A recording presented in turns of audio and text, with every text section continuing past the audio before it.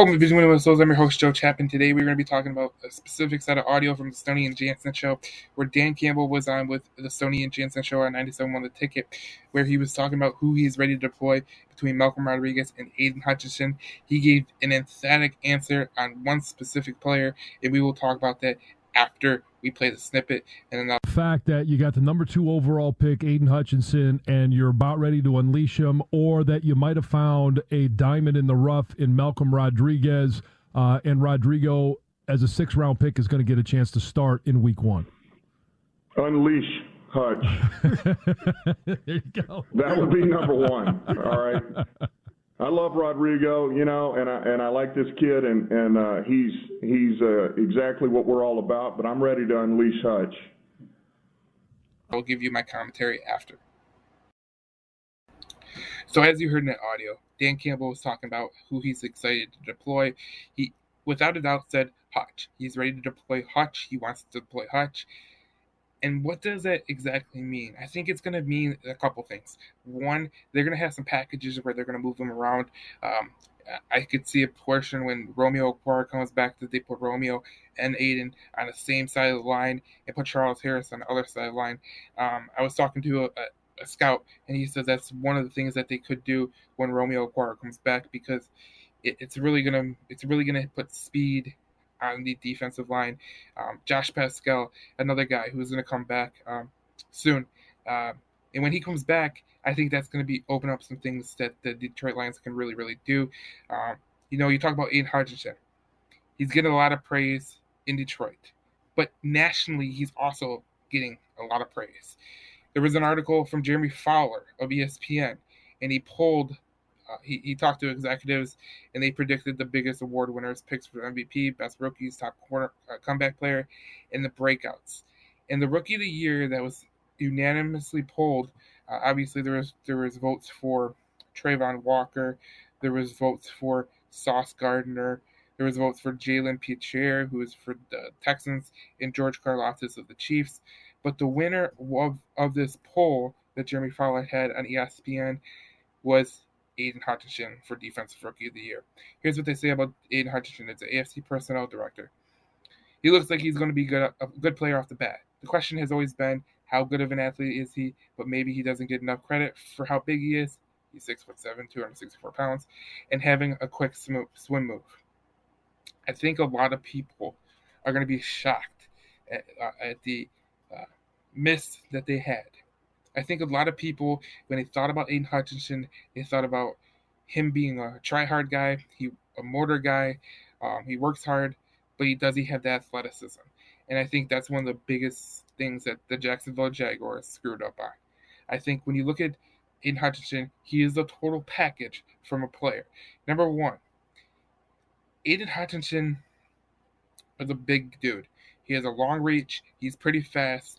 And he has good moves, especially at the swim move.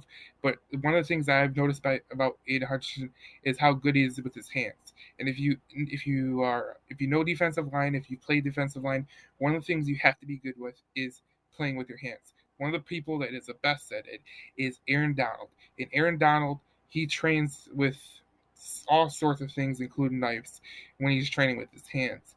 And that's what has made him the most dominant pass rusher we've ever seen.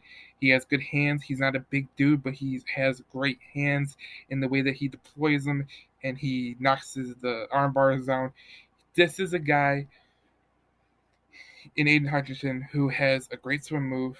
He has a long reach. He's a pretty good athlete.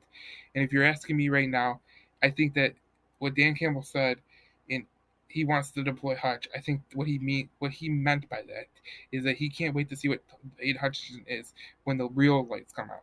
Obviously, you've seen what he did in the first preseason game where he made that beautiful swim move on Jake Matthews, and he got in the backfield and got a tackle for a loss. He also created a holding penalty. This is the things that Aidan Hutchinson will bring you in Detroit. And I think that a lot of people, they totally dismiss that, and they kind of don't understand what they're talking about.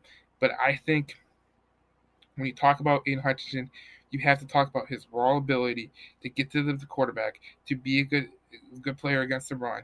And I think a lot of people really dismiss the fact that he is a really good athlete. And I think what Jacksonville messed up on with taking Trayvon Walker, because I really do think they messed up. I think Aidan Hutchinson or Kayvon Thibodeau was the number one or number two pick. Trayvon Walker, I like him as a player, but at one point he was a 33rd player, and he played his way up because of the team that was around him. So I don't see that as a way to say, yeah, he's a great player. And so that's how it is. And I think Aidan Hutchinson, you see in this ESPN article, he is going to be a guy who is going to be looked at as a guy who can compete for the defensive rookie of the year. And if you're a Lions fan, you have to be excited about the way that this is going about. Aidan Hutchinson is going to be a really really good player, and this defense is really going to have a really improved defensive line. When you look at the defensive line for the Detroit Lions, you got Lee McNeil, you got Michael Brockers, you got Charles Harris, you got Romeo Quara coming back off injuries pretty soon, Josh Pascal coming off injury, you got the Julian Okwara, you got Austin Bryant, all those guys. And I think that one of the things that's going to make this defense better than it was last year, especially in the pass rush category, is having a four-man front. I think that's really undervalued. I think people totally misjudged that, and they don't really know what they're talking about. The four-man front is going to open up so many possibilities, because if Lee McNeil can get doubled, if he can take on a double team in the middle, if Michael Brockers is doing his job, if Charles Harris is doing good, Aidan Hutchinson is doing good, they can't double every one of those guys on a four-man front. And then you're talking about a blitzer like a Malcolm Rodriguez, like a Alexander Deloney, a Chris Board, a Derek Barnes. Those are guys that could come into the fray and totally take this game over with blitzing with a four-man front.